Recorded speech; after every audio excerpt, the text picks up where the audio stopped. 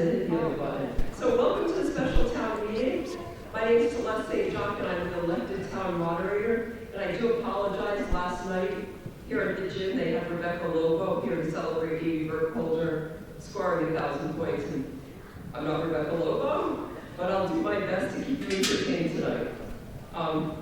So this is a special town meeting, and here in Southwick, we, as all towns in Massachusetts, we have an open town meeting, which means you are the legislator, you hold the power over the votes here, so it's up to you to make the decisions. We follow town meeting time, Massachusetts general law, and our town bylaws. I have a microphone set up in each side, and when you are willing to speak, if you want to make a question or a comment on the specific article that we are voting on, please go to one of the microphones. If you're unable to walk to the microphone, please raise your hand. I have Jameson over here, a student at Southwick High School, who will bring you the microphone. Before you speak, please say your name and address. Only voters that are registered here in Southwick are allowed to speak on the articles. There will be a couple exceptions, and I'll go over those in just a second. When you do speak, please direct your questions directly to me, and I will funnel them to who needs to answer. There'll be no back and forth between the voters. Be civil, be respectful, make sure if you're talking about it, you're sticking to that specific article. If you kind of go off topic, I will stop you, and I will stop you after 2 minutes. So I know a lot of people probably want to comment and come up and speak, and I want to give as many people as we can time to speak. I'm going to introduce the people that are here. We have Nadine Signori, our assistant CAO, Nicole Parker, our CAO, Diane Gale, the chairman of the select board, Doug Hoagland, the vice chair of the select board, Russ Anderson, the clerk of the select board, Christina Mayette, our town clerk, Ben Foyle, our town attorney. We have a few members of the finance committee with us tonight. We have Robert Ratchett Jr., Karen DeMayo, Sherry Knowlton. We have our town accountant, Laura Fletcher, and the assistant town accountant, Melissa Bridges. I have assistants assigned to help me count. I have Rob Stevenson, Kristen Andrade, David Pierce, and I apologize, Ian told me how to say his name, Ian White, here to help us count if we need to go to that route. I'm going to ask our former Chief of Police, Mark Pernicki, to come up and lead us in the Pledge of Allegiance. Our flag is located right next to the scoreboard.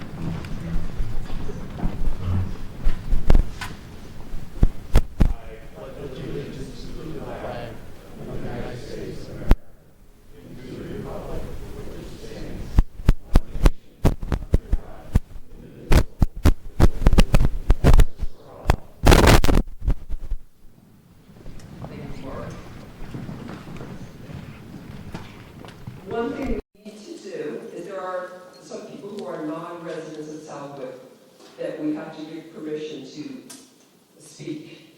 One is Nadine Signoni, Nicole Parker, Benjamin Coyle, Fire Chief Richard Stefanowitz, Alvin Allen, our town planner, Richard Bozak, the director of the DPW, and John Goddard, the assistant director of DPW. Can I have a motion to allow these people to speak?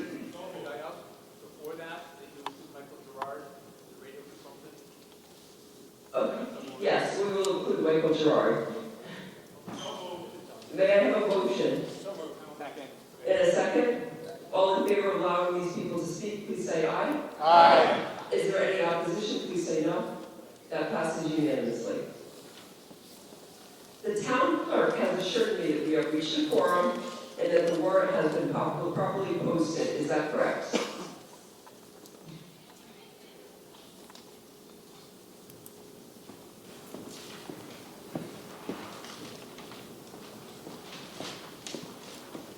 Diane Gale, will you make the motions to dispense of the reading of the warrant and act on the articles individually. So moved. And can I have a second? All in favor of acting on the articles individually, please say aye. Aye. Is there any opposed? That passes unanimously.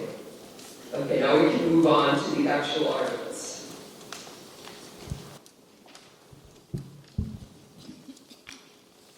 Can I have a motion for Article 1 as it appears on the warrant? And a second? Second. Okay. Can I just ask the Finance Committee to give us their recommendation? The Finance Committee recommends that the town vote Article 1 as written in the warrant. Thank you. And now we're going to pass it over to the Select Board so that she can explain to you kind of the nuts and bolts of the article. Just have a brief statement on the context of this article. For many years, the town has worked to manage employee health insurance costs by participating in a benefits trust with more than 70 other municipalities and related agencies. While this large risk pool has helped secure competitive rates, often slightly better than neighboring communities, premiums continue to rise beyond the town's control. This fiscal year alone, the town budgeted for an 18 to 20% increase, only to face an additional unprecedented 20% increase shortly thereafter. The issue before us is not the premium rates. The issue is employer contributions. Southwick is one of only 2 communities in the trust that contributes just 50% toward employee premiums. And based on our research, the only one in our local recruiting area to do so. Comparable communities typically contribute 70% or more. As a result, the town is increasingly losing experienced employees, not due to salary or job satisfaction or dissatisfaction, but because of health insurance costs. Over the past 5 years, town employees have averaged 3% compensation increases, while their share of health insurance premiums has risen approximately 16.4%. By comparison, those on fixed Social Security and Medicare Part B have seen increases over the same period of about 5%, both keeping equal pace. We are clearly falling behind. National and Massachusetts data show employers typically contribute 76 to 79% of premiums, a level that has remained consistent for decades. While we are not proposing an increase to that level, we are seeking authorization to move to a more competitive and fair contribution above the long-standing 50%, potentially through phased increased negotiation with employee unions. Any increase would be funded through the general budget and would impact taxpayers. For example, increasing the contribution from 50 to 60% based on our current premiums today would result in an estimated $48 annual increase to the average tax bill. To be clear, voters are not being asked to approve a specific percentage tonight, but rather to authorize a contribution greater than 50%, allowing those negotiations to proceed. We ask for your support to help retain the trained, experienced employees in whom taxpayers have already invested and to maintain the level of service our community expects. I'm going to open that up to questions and comments. We have 2 microphones set up on each side, so please feel free to move to the microphones and you can make your comments. But please give me your name and address first.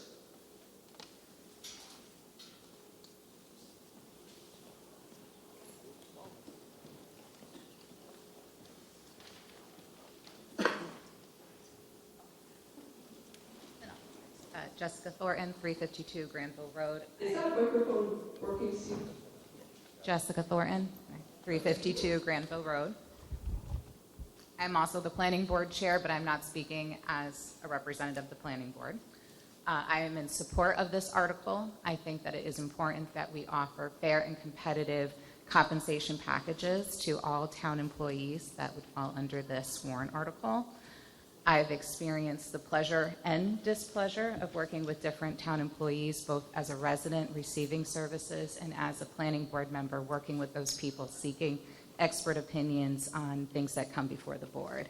And I guarantee you something as minimal as a perhaps $48 increase to our budget is well worth it to retain the good people that we have and to hire even better people should we have the opportunity to let go of some of the lower performing employees so that we can offer competitive rates and get those good people here in town. Thank you.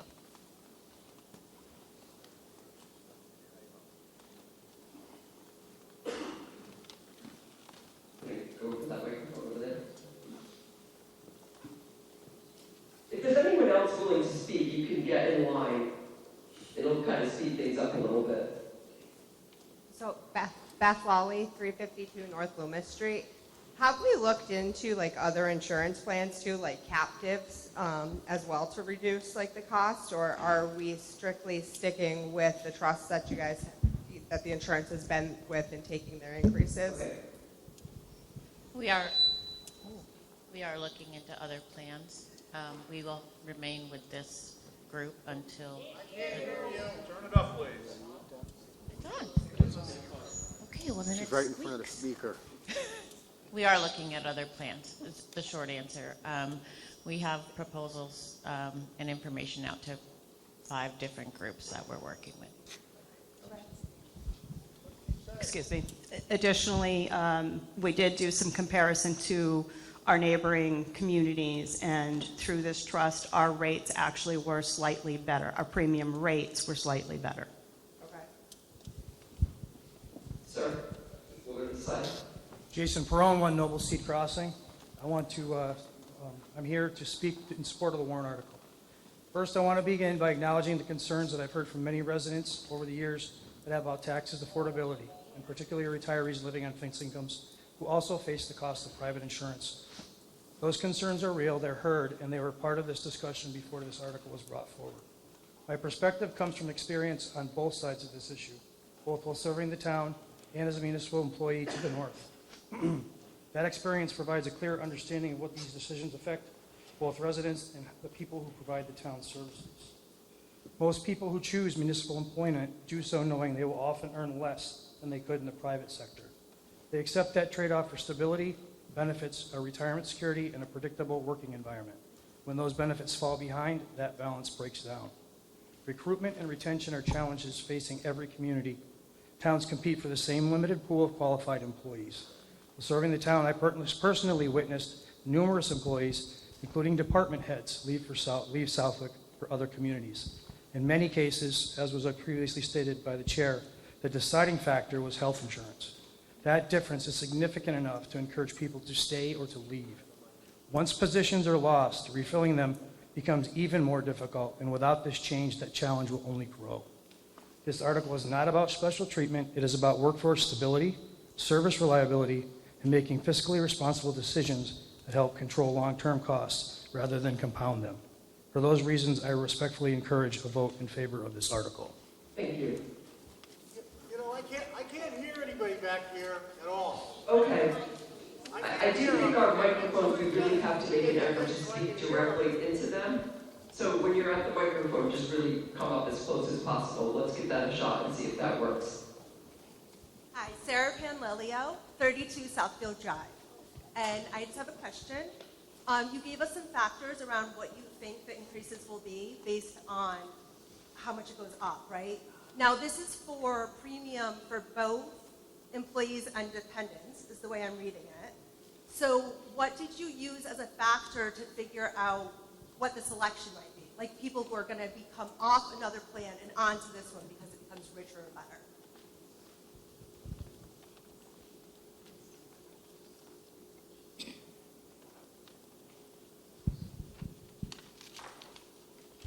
Could you clarify that question?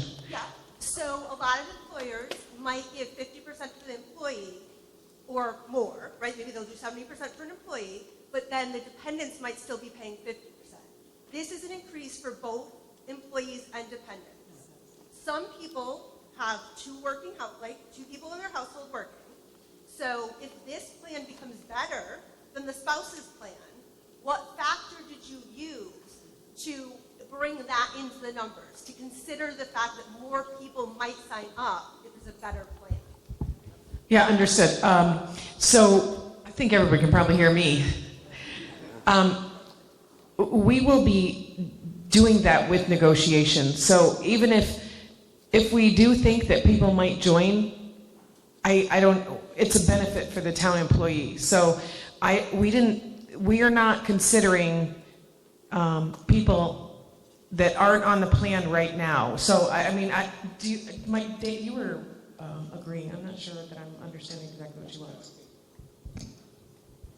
I don't think the calculus has been put in detail as to that, what that is. We've talked about that informally. First of all, you're correct. This vote would enable the negotiation of a different rate beyond 50%, and whether that would affect the employee and their family or just their employee and so on and so forth. But you are correct, and that's why I was kind of nodding along, because I asked the same question, is if our insurance gets better, will that cause folks that are not on our insurance to then bring their family, for example, because they may be taking insurance from their spouse, would they then come onto our plan? And what would be the cost impact of that? We're going to have to come back to you with those numbers once we get a better idea of what those are. We did a little bit of rough math, and it was not a dramatic change based on the number of employees and the base of number of employees that are not taking our insurance, that are getting it from their spouse today. So, Chair, if I can clarify. So the number you gave us, where you said this is a factor that we think would be, right, that $48 or whatever it was per person, that did not factor any of this into it. Is that correct? So we do budget for more than we currently have on the plans. Just because of that, it's because they could get on at any time. So we have to make sure that we are budgeting for our current employees that are eligible, whether they're on it or not, just in the event they do come to qualify to be on our insurance, whether it's, they get divorced or whatever the case may be, and then they need health insurance, and then we have to make sure that we factor that into our budget. So we do calculate for employees that aren't on it currently in our current budget, which in turn does give us some extra free cash at the end of the year, because if we budget more than we technically need, but we have to put it in there in the event somebody is to get on throughout the year through a qualifying event. Okay, I need to move on to give somebody else a chance. If you want to come back up and speak after everybody else is kind of turned in. Hi, my name is Debbie Patron. I live at 38 Sawmill Park. I have a couple of questions here. The first has to do with the 50%. It's my understanding tonight that if we vote yes on this, there's no cap on how high that could go. So I heard 70% bandied about. To me, it sounds like, well, if we say yes tonight, then that gives you free reign to go anywhere up to 100%. You could go to 70%, you could go to 55%, you could go to 80%. There's no cap on the money that we are agreeing to give you at this point. Am I correct? I really want, I think Diane and Nicole had a great response to this the other day, so. So, to answer both of those add to that last question, the $48 per average taxpayer was based on today's head count, today's premiums, and if we increase 10% on what we have today for that population. And to segue to your question, and yours about what other people come on, we are not proposing, and I don't think we would pass a town vote if we were to go, we aren't going to make this 50 to 100% contribution. There's no language that says that. Not going to do it. It has to go through negotiation, and you have a prudent, experienced board up here that does those negotiations. The unions and the union reps are experienced and smart enough not to ask for 100%. We will get nowhere. That would be fiscally irresponsible to do so. Okay, but I'm making the point that there is that possibility out there. Am I correct? That's always a possibility because that's the law. The law is, will you pay more than 50%? That is the law. So, like I said the other day, technically, yes, we could go up to 100%, Responsibly, absolutely not. We would cost us right out of the budget, and we would be laying off every fire department and police we have. That just would not work. Yes, it's true. You have to put the faith and the trust in your elected and your appointed officials that know what they're doing. And really trust into your unions to know that they wouldn't ask for something so disproportionate. Thank you. I'm going to move on. 1 second. Okay, hold on. Doug wants to make a comment. Ms. Patron, I'm sure you've watched some of our budget hearings, and your select board and finance committee, in the planning of the budgets, we throw quarters around like manhole covers, right? We have been very, very fiscally prudent over the years, and we will continue to do so. Another important point and a check and balance against what I just said is, and that the moderator alluded to it at the very beginning of this meeting, you are the legislative branch of our government. Any changes that are made in the budget to accommodate a change in the percentage of the insurance comes up in the warrant article. That's the budget at town meeting. You, as residents at open town meeting, get to vote on the budget every year. You're also more than welcome to come to our budget hearings or any select board or finance committee meeting to weigh in on that. So we take that responsibility extremely seriously. The way the law is written is we're at 50% today as a minimum and a maximum. By adopting this section of Mass General Law, it gives us the ability to go higher. It doesn't propose in the law itself that it caps at 51% or 58% or whatever that number is. That's going to be subject to the negotiations with the unions and the employees, which will then get baked into a budget that these boards come back and propose to you on the town meeting floor in May. Thank you. Go ahead, Dave. Linda Babel, 44 Lexington Circle. I don't think it is prudent or responsible to vote for something, a percentage increase that is undefined. If you would come in and say you would like to increase by 5%, okay, we know what we're getting into. None of us here would agree to buy a house without knowing what the final cost of it is going to be. That impacts all of us too. I agree that we have great town employees and we need to support them, but the reality is the majority of people in the world are not getting over 50% of their insurance paid, and they are getting a 3% increase in their salary if they're lucky. I think to put this upon us and say, you know, trust us that we won't go above whatever percentage amount, I don't feel comfortable doing that. I wouldn't do that in my personal life. We need to have a set dollar amount or a set percentage rate that would not be exceeded, because once that horse is out of the barn, you can close the door, but that horse is still out. And if you think the school district isn't going to follow in your footsteps, and they have a lot more employees than the town does, it's going to happen because they're going to say that's what's fair. So I think we need to consider what the ramifications will be down the road for everybody, not just the retirees, which I'm retired, I understand the financial issues with all of that, but it's affecting everybody, and I think that needs to be considered.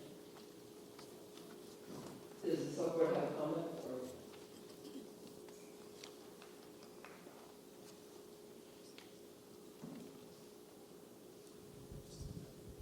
Just to clarify, and town council can check me on this, but Mass General Law, Chapter 32B, Section 7, doesn't provide for us the ability in this warrant article to do that.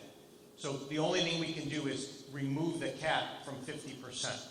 So, and I'm not going to say trust me, because you've got a finance committee and a select board here that's going to have to negotiate those contracts with your town employees and your unions.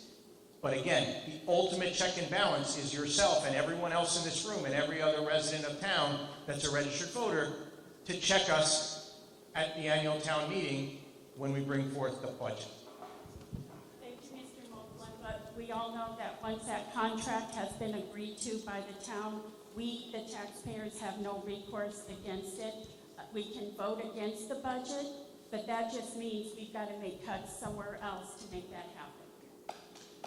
I would disagree. Every single contract that I've been party to always, and whether it's an employee's contract or a union contract, always has the context of subject to appropriation, which is passing the budget at town meeting. Sir, please go ahead, name and address, please. Brian Schneider, 100A Conway. Hi. I've been employed by the town of Southwick for 20 years. The people in our town have always been outstanding in their support for the expansion and the funding of our departments. We are grateful for that support. Over the last few years, we have been fortunate enough to grow our workforce to support the ever-growing demands of the town. The fact is nearly 98% of towns in Massachusetts have a better insurance split than we do here in Southwick. The town has so much invested in their training, their education of our employees to get them to be firefighters and paramedics. It would be a shame to lose them to another community due to health insurance rates. As you may or may not know, many of our residents work for the town and would like to be able to continue, but can't afford to due to these insurance rates. The onboarding cost of the town hiring of a new employee far outweighs the cost of the $4 or $8 monthly increase to our residents. That includes the processing, training, overtime to backfill employees.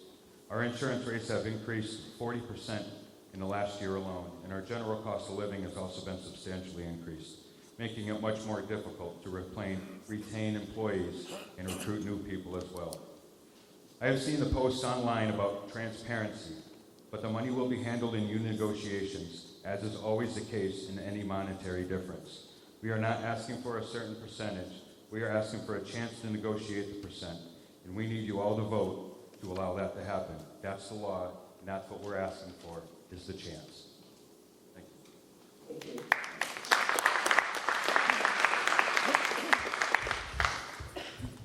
Better lower this, I'm a little shorter than the last speaker.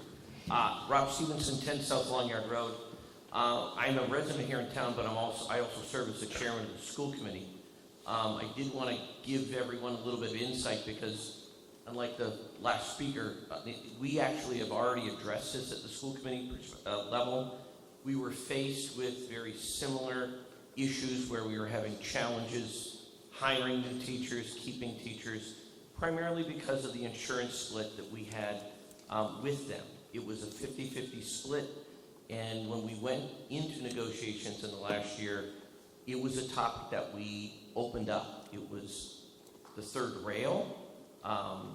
When we first brought it up, it was don't do it, it's going to be too expensive, and frankly, I challenged that notion, and we actually looked into it, and I think it's going to be very important from a negotiations perspective to make sure you're not just trying to compare apples to apples. You can't just look at increasing the percentage based on the breakdown that we have right now. I think if you're going to successfully do this, there is a win-win that's there, but that might require and will require the union to look at and the town to look at what plans do we offer, what kind of benefits are there, is there a high deductible option that can be looked at. At the school district perspective, we had a number of different plans, and what we're doing is actually sunsetting one of the more expensive plans, giving an opportunity for the teachers to have a better deductible, a better percentage, but they're going to move to a different plan. And when we looked at and performed the negotiation, we were able to get them to agree to a move to where now we have an option that's going to go into effect in the third year of the teacher's contract. It's going to coincide with the first year of the custodian and the paras contract, that they're going to have an option for a 70-30 split, but it's going to be a different plan. And there's a way financially that we actually made that work that's going to be a win-win. I think it's important for this to be approved, because without this option, the negotiations are going to be very difficult, and I think it is going to impact the quality of the employees that you have at the town level. But I also think it's going to be as equally important for the negotiators to make sure that everybody's working together to come up with a win-win. It is an option. Thank you. Thank you. Thank you. I'll allow one more question over here. Sarah Lilio, 32 Southview Drive. I just wanted to get some clarification on what I heard previously. You said that you account for additional employees than are not currently on the plan. Now, obviously, you don't know about life status changes, you don't know if baby's going to be born, you don't know that other stuff. But are you saying that you account for every person who is actually eligible for the plan as it stands right now? We don't count for every single eligible. I think Laura might be able to answer that better, and she probably. We have a formula.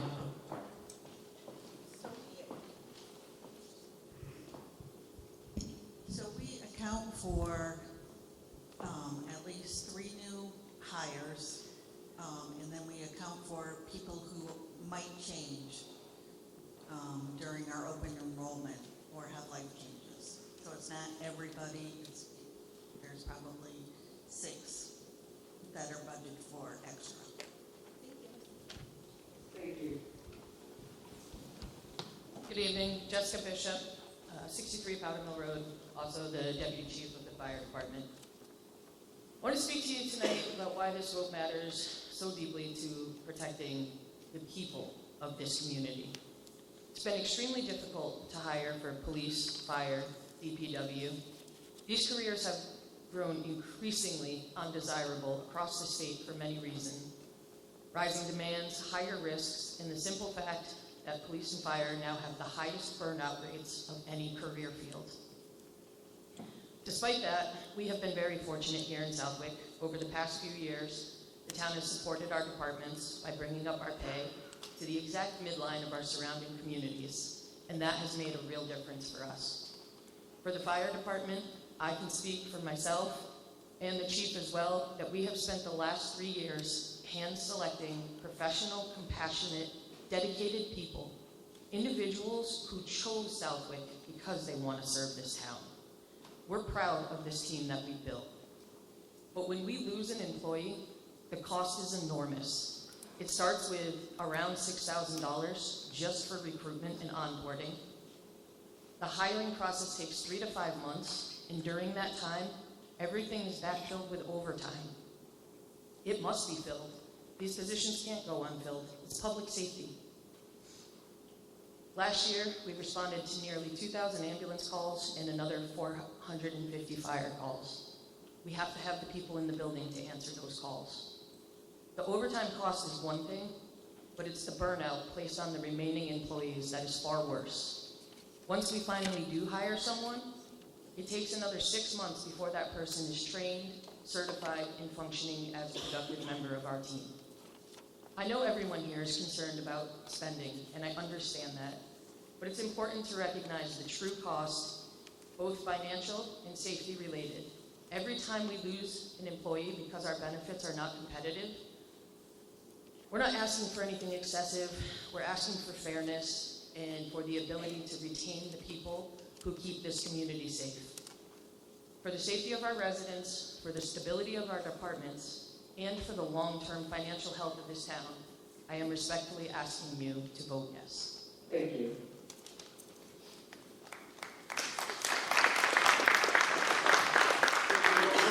One more question over here on this side. Karen Zor, 46 Fred Jackson Road. So I'm here. Could you just speak really close to the microphone? Karen Zor, 46 Fred Jackson Road. I'm not here to against this, but I'm also not for it. I'm looking for another in-between answer. Having an open-ended, no cap percentage increase really bothers me. I agree with some of the other people. You don't ever see that in life, that there is always a cap. Although I worked for this for a town. I'm a state retiree. It affects me too. But this is a national, a state, and a local problem with the health care. Isn't there some other way than putting this to a vote right now for an unlimited cap that we can't? I know the Mass Retirement Board right now has this in the state, and they have bills that they're trying to pass. In the national government, they're trying to pass something for health care. It's a problem for everybody. But just once the percentage goes through, you can't take it out of a contract. It's almost impossible. Both sides have to agree. So if this is the only way to go, and can I just ask, I understood that, and I'm probably wrong, that the mass law was that it was a minimum requirement, not a maximum. So is that my understanding that there is no middle ground, right? You cannot have a percentage increase over 50. It's either unlimited or 50.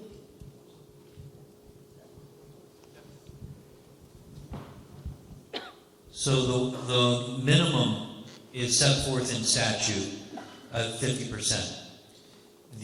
What the town is looking to enact today is to accept the provision that allows it to go higher. And that's the law the way that it is. There is no cap on it. And to Doug's point, ultimately, the amount will get put in the budget, and that's how the town votes, is through the budget. So the law is either you keep it at 50% or it's more. But it doesn't pigeon-toe the select board into a certain percentage. Okay, so in that thought, why isn't the vote today on a percentage instead of a no cap? Why couldn't we have done that and say, let's start here, and then let's see what happens with the healthcare system, and you can always go more? Well, I believe that the law says either you have the 50% or you're authorizing the town to go above the 50%. That's it. Those are the two options. Either you accept one statute that says 50% or you accept a statute that says more than 50%.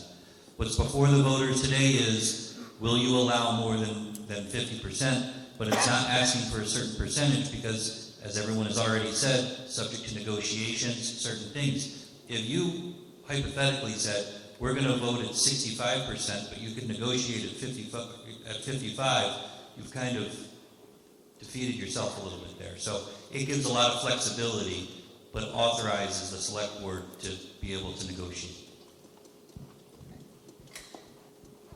Do I have anybody else who would like to speak? Yes, please go ahead, sir.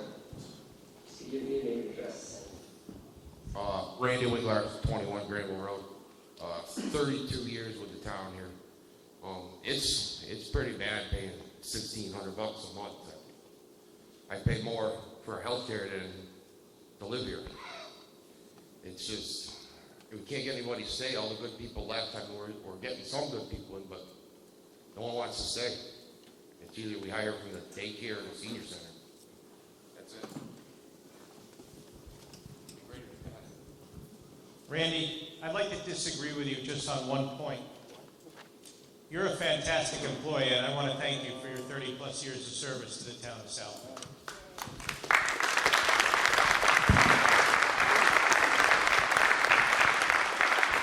I love the town. Mr. Adrian, Dr. Adrian, would you like to make a comment? Question, please. Just give your name and My address. name is Jerry Asia. I live at 5 Falcon Crest. Can we move the question, please? Yes. Dr. Adrian made a motion to move the question to go to a vote. Is there a second? Second. All in favor of going to a vote, please say aye. Aye. Is there anyone opposed? Okay, so now we're gonna vote by voice vote. But I do want to just, I know we have a lot of non-voters, and I know there's a couple people in the back of the room, and I'm not sure who's a voter and who's a non-voter, but you need to be a registered voter in the town of Southwick to answer when I ask. So just remember that, just be respectful of that. All in favor of Article 1, please say aye. Aye. All opposed, please say no. No. The article passes. We're going to move on to Article 2. I have a motion for Article 2 as it appears on the warrant. In a second. Can the Finance Committee please just give their recommendation? The Finance Committee recommends that the town vote Article 2 as written in the warrant. Thank you. This was Select Board. Would like to speak on this, please? Just really briefly. Article 2 is very similar to the previous article. Part of the employee benefit package includes the option for retirees to enroll in a MedX plan with a contribution from the town for their past service. This is also currently a 50% contribution to that MedX plan for retirees. Like the previous article, voters are being asked to authorize a contribution greater than 50%, allowing negotiations to proceed. And just related to that previous question, when we say negotiations, our employees belong to collective bargaining units, and those are contracts. Those need to be negotiated. That's why we say subject to negotiation and can't state a percentage or a dollar amount. They haven't been negotiated yet. So we ask for your support on this article as well to keep pace with the increased premiums on those plans. And it's also a recruiting and retainment tool to have a strong benefit package, competitive benefit package. Again, if you have questions or comments, you can move forward to both microphones and you can speak.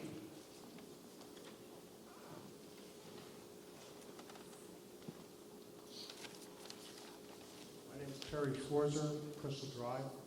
So I just have a question about this article and how it differs from the other one that we just voted on.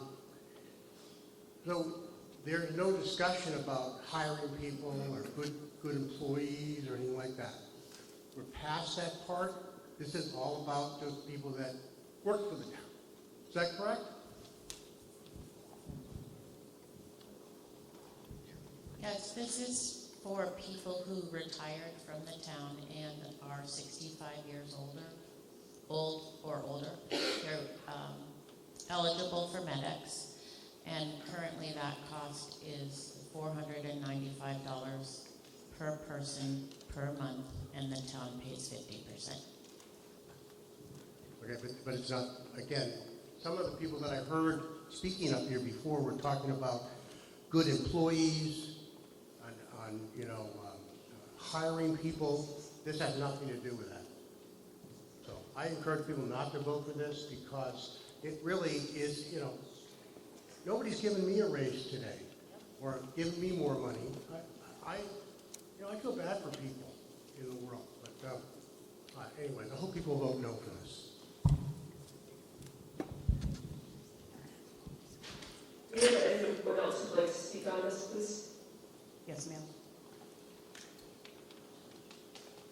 Just to clarify while she's coming up, part of the employee benefits package is is the health insurance benefits and those benefits extending through their retirement should they retire here. So it's part of the package, but a different plan that they would move to upon retirement.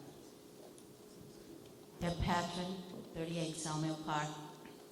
I am a retiree of the Southwick school system, 40 years. And I do get medics now. And I just heard you say that the possibility is there that more than 50% would be paid, and that would be negotiated through who for the retirees of the school system?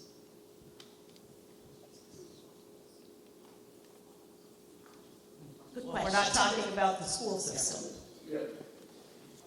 But you're talking about if this passes for the retirees of the town, it's going to affect the retirees of the school system because they're part of the medics plan. I know they have their own negotiators. They're not part of our of the town employees' insurance. Right. The school employees and retirees are on an entirely separate insurance program. If this passes, it opens the possibility for the school negotiators to change their. I have, no idea what the school will Thank do. you. And I just wanted to say, also, you brought that up, because the school negotiated a plan up to 70%, does not mean that is what the town of Southwick is going to do or has any plans to do. We have no percentage in mind. We have no dollar amount we're trying to target. We haven't got into those negotiations yet. Okay, thank you. Erica Rossini, I'm at 21 Noble Street Crossing. I have two questions to clarify this article. How many retired employees are currently using town insurance? Hold on, let's see if we can get an answer to that. 57. My follow-on question is, what is going to be the new annual increase to accommodate these increases for these retired employees? Did you Yeah, because it kind of broke up a little bit, so I don't think the question was clear, so just. Let me try it. What is going to be the new annual increase to accommodate this increase, tax-wise? Again, it's got to be negotiated, and that is part of the benefits package that is negotiated through the collective bargaining units. Those employee union contracts, this is part of the entire package. So like the active employee insurance, that is going to be a piece of it that will also be negotiated. And it does not have to go hand in hand. If we went up 5% on employees, doesn't mean we have to go up on retirees 5%. So currently, you don't know how much my taxes are going to increase by this motion. Do you agree to that? That is absolutely correct. Thank you.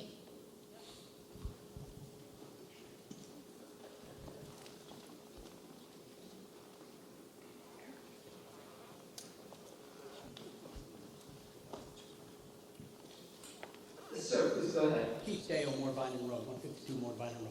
57 employees, $250 a month for the plan for each employee. Goes up by 10%. If they agree 10%, that would be $250 a year per person. That's a lot of money. Do town employees qualify for Medicare?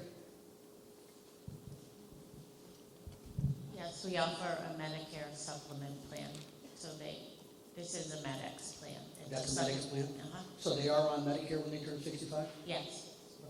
So they also have options to choose select plans through the Medicare program if they chose?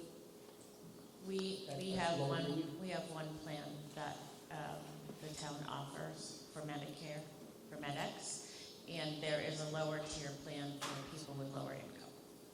So they're not eligible to go outside of the town plans, even though they qualify for Medicare?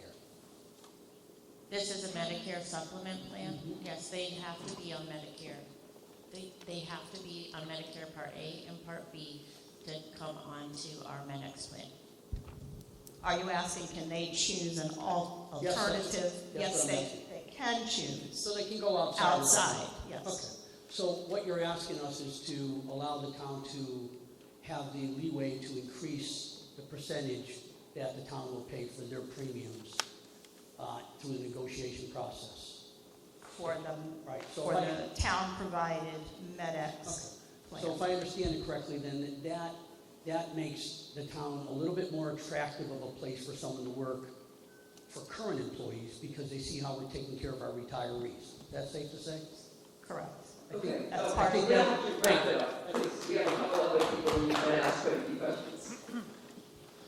Go ahead. Linda Babel, 44 Lexington Circle.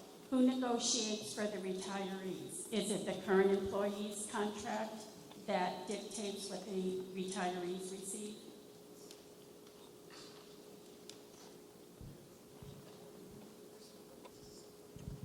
Right, yes, and it is, as I said, it is part of the entire benefits package that is negotiated with the current union representatives, and the select board are the hiring board for the town. So, yes, we negotiate that with the unions, with our attorneys, and that is included in the benefit package that we are negotiating. And it's negotiated by all the current employees? A representative of those employees. Okay, thank you. Really quick, I just want to say that it's separate, and the law is separate. The current employees will negotiate for their insurance. The retirees don't have a representative. It would be the personnel board that decides whether or not they stay at 50, whether or not they truck along with current employees. That is the personnel board. Currently, we don't have an IAC, which is a certain insurance advisory committee, that may be created in the future, which would include retirees. Go ahead, ma'am. Deb DeBay from 30 Iroquois. My question is, what are the requirements in order to be retired from the town. In order to be eligible for benefits? Yes, how many years do I have to work for the town before I'm eligible for the benefit of the retirement benefit? You have to retire from the town. Okay, so if I... 10 years. 10, that's what I 10 want to years hear. to be vested. Okay, thank you. Over here, please. Sarah Panlilio, 32 Southview Drive. You said there's 57 employees on the plan. How many dependents? That's the total. That's total. Yeah, Everybody. and if I could just, I'm a big believer that math is math, and I think that's what Mr. Deo was getting at, and someone can check my math here, but if the premium is it roughly $415 a month? It's $495, the math just went bad. But it's about $15,000 a year at a 10% increase on the tax, on the total cost to the town. If we were to go up from 50 to say 60, that 10% would be about roughly 15,000 at 415. My math is wrong at 500. I can do that math for you in a second and come back to you. But math is math. It's 57 employees total. That includes dependents, survivors, et cetera, et cetera. Thank you. Go ahead and make an address, please. Good evening, Kevin Bishop, 31 Garden Terrace. Before you take away from my time, I will make a comment. That would be an active person that will try to representing retirees when it comes to dealing with the select board in the future, if this were to pass tonight. Yeah, could you, I heard you, but it wasn't clear what you said, so maybe you speak a little slower. I'm just trying to make people aware that I will take an active role representing retirees with the select board if I'm allowed to try and negotiate with them if this passes this evening. Good evening, my name is Kevin Bishop, 31 Gargan Terrace. I'm also a retired police chief from Southwick and served the town proudly for 37 years. I'm here to talk about the possible increase for all town retirees. I will not stand before you and ask you for your support specifically for myself. I'm here asking your support for the approval of this article for the other 57 retirees that do not have the years of service I did or did not leave at the top of the pay scale. Let us also remember the retirees that went out on disability because of injuries that occurred on the job. These people chose to choose you, the citizens of Southwick, and I can tell you 99% of them served you well. Now let's talk numbers. Just in the past year, my monthly medical coverage went up $118. These numbers do not reflect my increase in town taxes. That's another different story and increase. He thinks these increases are not going to make my wife and I sell the homestead or start hitting up the food pantry. But I can tell you that those increases alone could be the breaking point for some of our senior retirees. As some people have said on social media concerning these articles, go get a part-time job, I can tell you that many of these people don't have that option. The amount of a 10% increase for those 57 retirees for a total yearly payment would increase from $169,000 to $186,000. That's the difference of $16,000. For 50%, which I don't think we'd ever be able to negotiate for them, would go from $169,000 to $338,000, which is a difference of $169,000. Just a reminder that you, the voters, do approve this article, and the select board do choose to increase any percentage, that any budget increase has to still come back to a town meeting, where you, the voters, would have to approve. Also, please be aware that, like I, many of these retirees still live in this town, and that any possible increase burdens would be shared by myself and these fellow retirees also. So in closing, I ask you voters for support, not for myself, but for all of this town retirees. They may not be as fortunate as I, but yet the police, firefighters, and highway retirees that did serve all of you all hours of the day and night, with many of them putting themselves in harm's way, or the other town employees that provide service to you in a professional and caring manner. I ask you for your support. Thank you. Thank you. Gail Brown, 85 North Lawn Yard. I was just wondering how the potential increase compares to surrounding towns. Like what do other towns? How is it that the increase for the surrounding towns?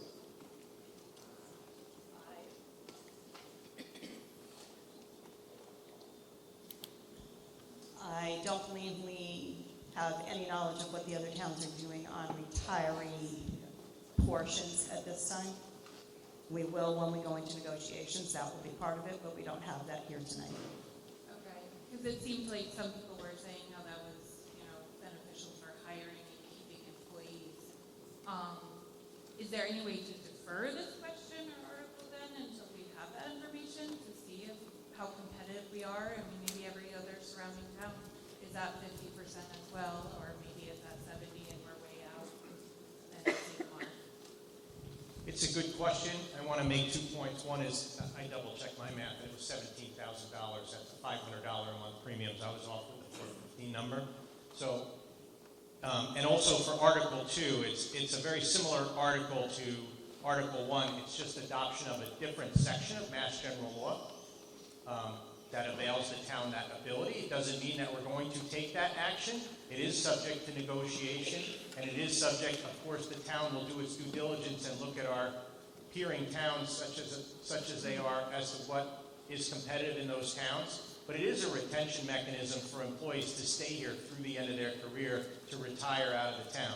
And again, I'll bring back the point that no matter what this board and the finance committee or any other board or employee actions, it's going to show up in the budget that has to be approved at a future town meeting for those changes to actually take effect. Sir, you can go ahead. Good evening, my name is Tim Foster, 38 Miller Road. Just got a couple of questions for clarity. All town employees are offered insurance, full-time, part-time, or just full-time?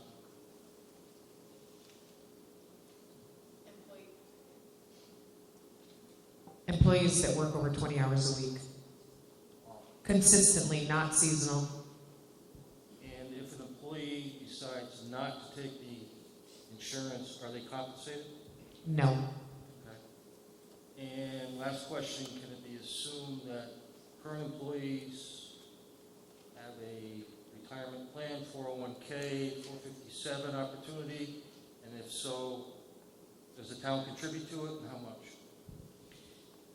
So public employees don't have 401ks, they have pension plans, and the 457 cafeteria plan, whatever that is. Yeah, so they don't have the 401ks, and we don't contribute. We have a line item in the budget called other post-employment benefits that the town contributes a very small portion, whatever we can afford. There's no statute on what we have to pay.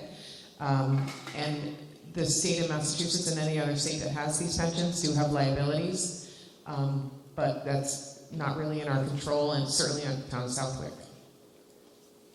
We have a deduction from our payroll. And depending on, I believe, how much you make, it's a certain percentage that has to come out of your payroll to go into the pension system, which is a 9% plus a 2% for most employees. It comes out of your salary automatically. You don't get to choose. Town employees, 9% comes out of their pay to go into this pension. No town contribution. No, 9 plus 2, so it's 11. It's not really 11. It's 9%, then another 2%. And the town does not contribute to each individual retirement at all. This is why you have a problem. Okay, thank you.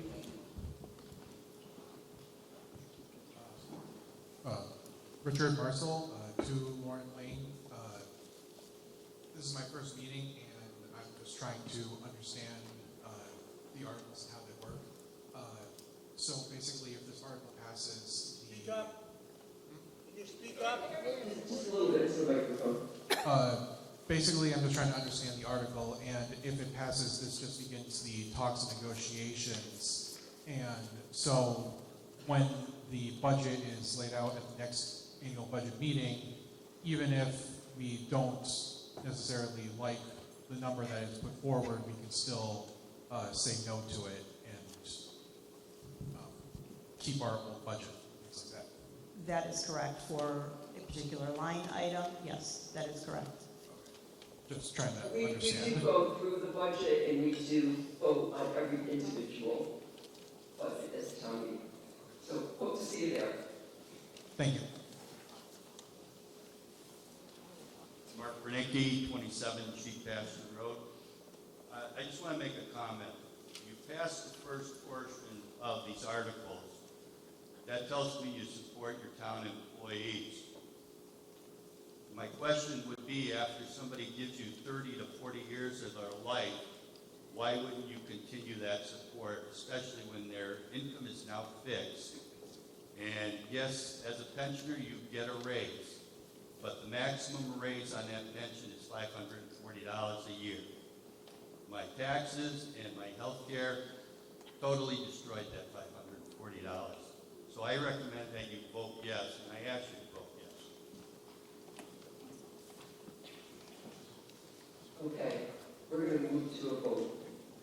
All in favor of Article 2, please say aye. Aye. All opposed, please say no. No. The article passes. We're going to move on to Article 3. And Article 3 is going to be a motion from the Finance Committee. The Finance Committee recommends that the town vote Article 3 as written in the warrant. The Finance Committee makes a motion to appropriate and transfer the sum of $220,000 from free cash for the purpose of the construction of new public safety radio system as written in the warrant. Is there a second? Who would like to speak on this? Would the Select Board or the Fire Chief like to speak on this article?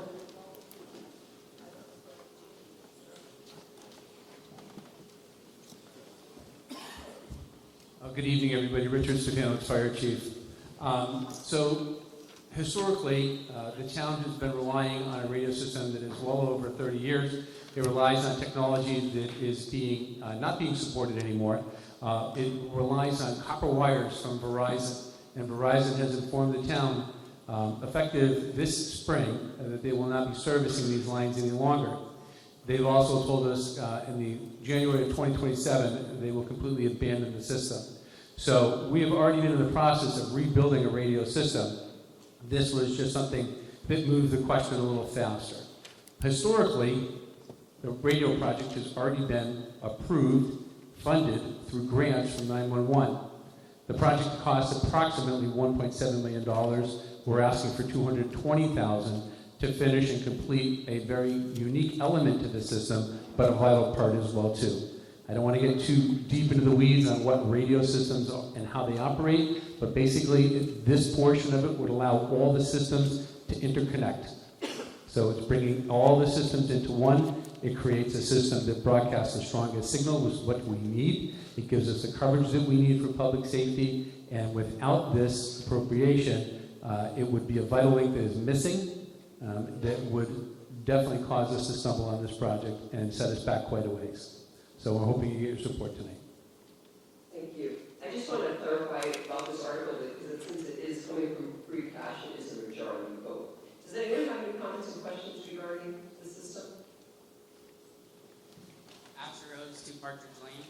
So I was just looking at the numbers, and the total for this whole project would be $1,695,653. The grant is still $1,407,000 and $953. Now, if the $220,000 that's the seeking through the select board, that would leave $67,700 left over. So where is that coming from to complete the project?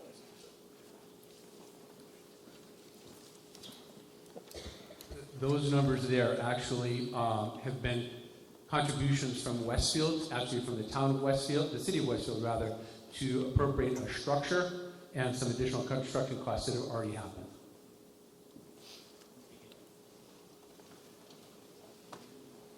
Are there any other questions? Seeing none, we'll move to a vote. All in favor of Article 3, please say aye. Aye. Is there anyone opposed? The article passes unanimously. Article 4 is a general bylaw amendment. It's requested by the Select Board. This is a majority vote. Can I have a motion for Article 4 as appears on the warrant? So moved. In a second, I'm going to ask the Select Board to give a little explanation on this article.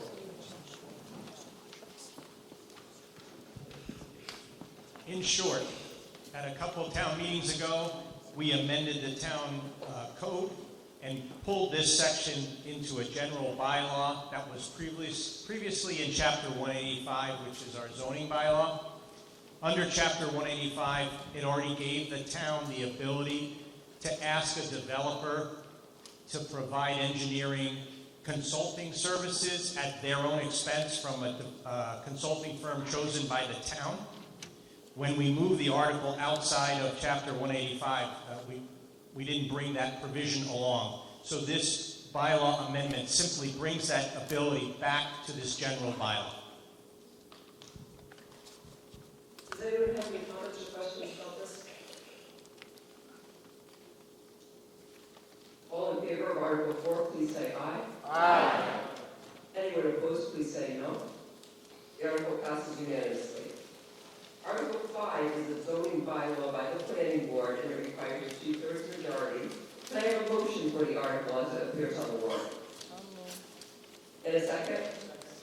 Now, our chairman of the planning board, Jessica Thornton, she's going to give us a synopsis of what this article is about. It's very specific, so when we discuss it, we're going to kind of keep our questions specifically towards what this article is asking.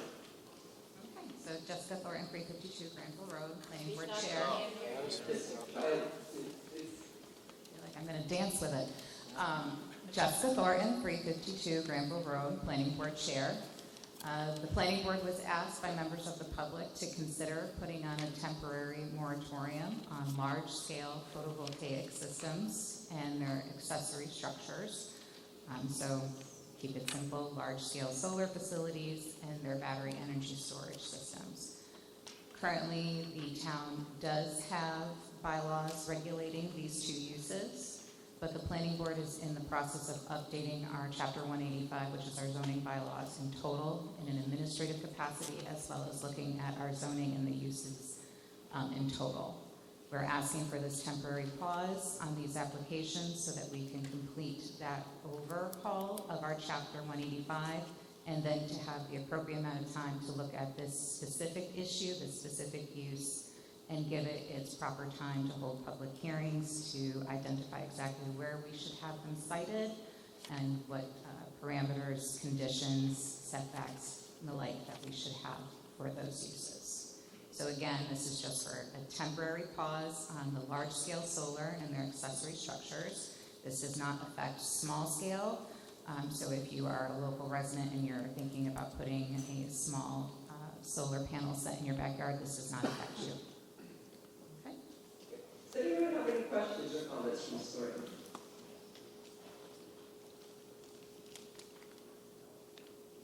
Okay. All in favor of Article 5, please say aye. Aye. Is there anyone opposed? Please say no.